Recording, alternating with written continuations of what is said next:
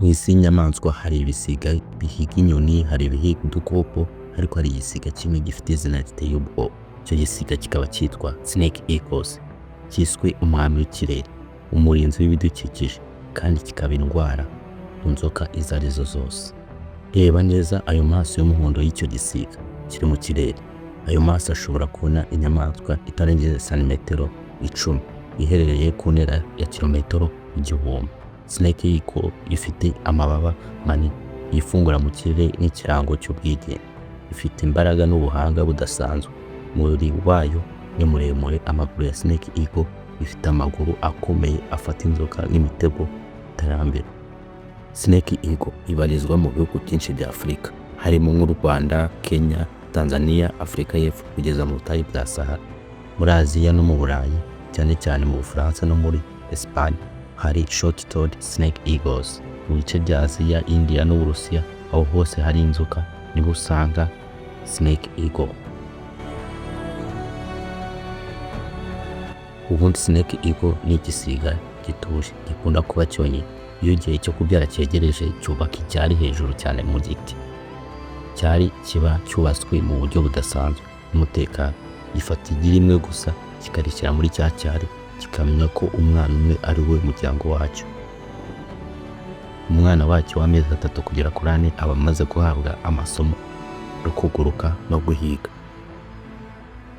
Ni amasomo atangwa mu mirasire y'izuba, hagakomeza ubutwari bwo guhiga inzoka. Ubundi Snake Eagle indyo yayo nyamukuru ni inzoka nka cobra, puff adder, python ntoya, kandi nta nzoka n'imwe itera ubwoba Snake Eagle. Iyo inzoka zitabonetse kirya amasega, imbeba cyangwa inyoni ntoya, ariko akamaro kayo nyamukuru ni ugutuma inzoka zitagwira mu bantu no mu matungo. Ni igisiga gikingira kikarinda imidugudu y'abantu benshi. Reba uburyo gihagaze mu kirere gituje, ariko kirimo gupanga urugamba.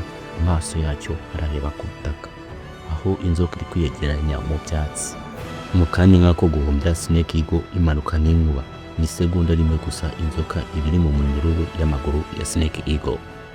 Iyi nzoka ari nini cyane kandi ifite uburozi, Snake Eagle yikubita ku butaka inshuro nyinshi kugeza umutwe wa ya nzoka umenetse. Ni intambara iba iri kuba hagati y'uburozi n'umutware w'ikirere, ariko ku rugamba rw'ijuru n'ubutaka umwami umwe gusa n'uwutsinda, ari we Snake Eagles. Nyuma y'iminota mike inzoka iba yabaye indyo ya cya gisiga, kandi urugamba ruba rurangiye. Mu mico ya kera yo muri Afurika, kubona Snake Eagle cyangwa inkona y'inzoka yica inzoka byafatwaga nk'ikimenyetso cy'umutekano. Abakuru bavugaga ko ari umurinzi w'umuryango. Mu bihe bimwe na bimwe by'ubuhanuzi yafatwaga nk'intwaro y'ubutwari. Snake Eagle ikaba igisubizo cy'ukuri. Inkona y'inzoka ni isomo ry'ubuzima, ko ubutwari bushobora gutsinda uburozi, kandi ibitekerezo n'ubushobozi bigira imbaraga kurusha ubwinshi. Ni igisiga cyahinduye inzoka indyo yacyo, kandi gihindura isi ahantu harinzwe. Iyo ubajije isi yose ngo ninde mwami w'ikirere mu guhangana n'inzoka, igisubizo ntigikenera impaka, kuko iyi ni Snake Eagle, inkona y'inzoka, ikaba umwanzi wa mbere w'inzoka. Urakoze cyane kuba umaze kureba iyi video. Niba ikugiriye akamaro, kanda kuri like, usige comment, utubwire icyo utekereza, kandi ntiwibagirwe gukora subscribe no gufungura inzogera kugira ngo utazacikwa n'indi video izaza.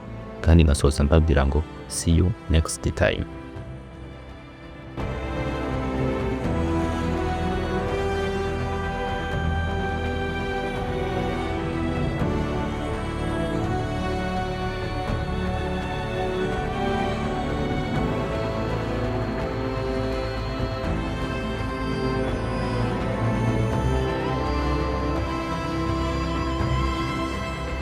Ubonye inzoka zingana n'izi ubishoboye wageza amagara yawe bigishoboka, kuko izi nzoka zifite ubushobozi bwo kwirambura bugera kuri santimetero 15 muri milisegonda 70 yigira imbere. Ibi bishatse kuvuga ko inzoka iri muri santimetero 30 ishobora kuba yagushinze amenyo mu masegonda 2. Uyu muvuduko ntusanzwe. Kugira ngo ubyumve, inzoka ziruma abagera kuri 5,500,000